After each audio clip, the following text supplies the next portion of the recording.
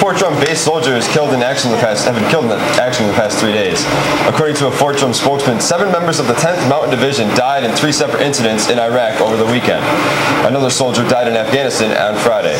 According to the spokesman, the incidents involved a mix of deadly scenarios, not just roadside bombs. The names of the deceased are expected to be released within the week.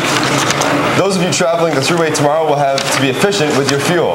The New York State Thruway Authority says it is changing concessionaires of gas at its travel plazas. That means gas will be temporarily unavailable at some plazas over the next few days. Tomorrow, fuel will be unavailable at the plazas in Pattersonville, Indian Castle, and the West Palm Plaza in Angola.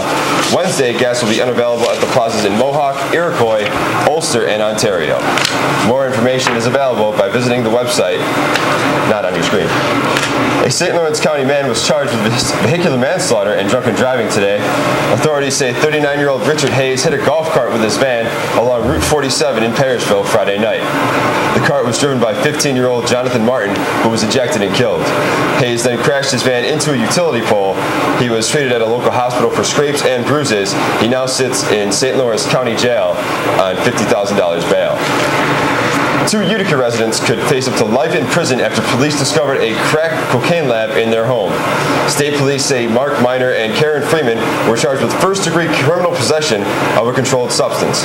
More than 5 ounces of crack and cocaine hydrochloride were seized from the home. An additional 13 ounces were seized from another house rented out by Miner and Freeman. Police also recovered marijuana and drug paraphernalia from the residents. Thanks, Ryan, and here's a look at what's happening in your country.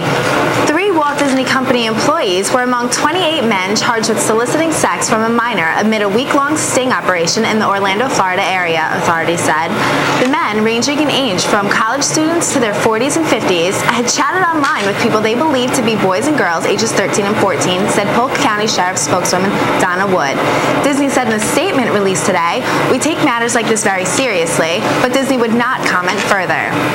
In Minneapolis, the bodies of 4-year-old Anthony White and 2-year-old Avery Lee Stately were found near their home in the Red Lake Indian Reservation.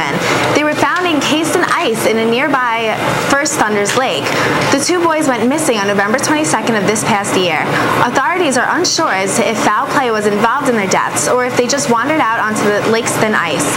To help determine what happened, autopsies will be conducted later this week. Thanks, Jess. And here's a look at what's going on around your world. At least 13 people died in the Solomon Islands Monday after 2 earthquakes and a tsunami hit the western part of the island-chain nation.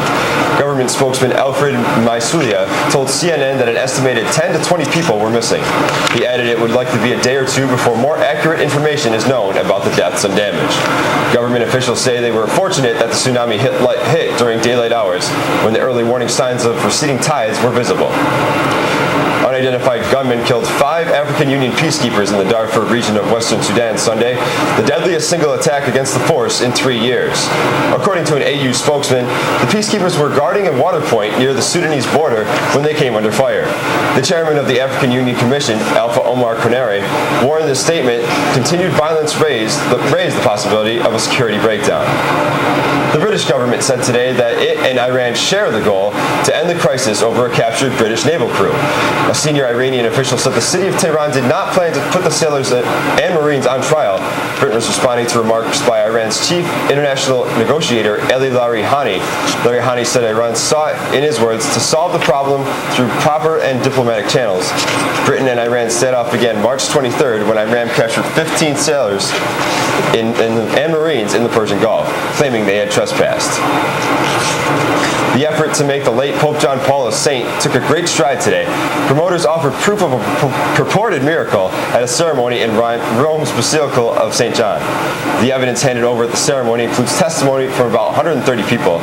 Included in that is documentation on a 46-year-old nun who had been diagnosed with Parkinson's, the same disease that plagued John Paul. 2 months after the Pope's passing, the nun inexplicably showed no signs of the disease. A cardinal requested that the process be fast-tracked, citing that John Paul's sanctity is evident. Today marks the 2nd anniversary of John Paul's death.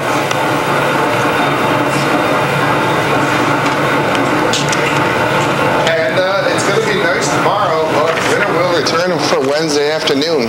Ben will be back with the latest in sports on how the Yankees kicked some booty today. We'll be back after this break.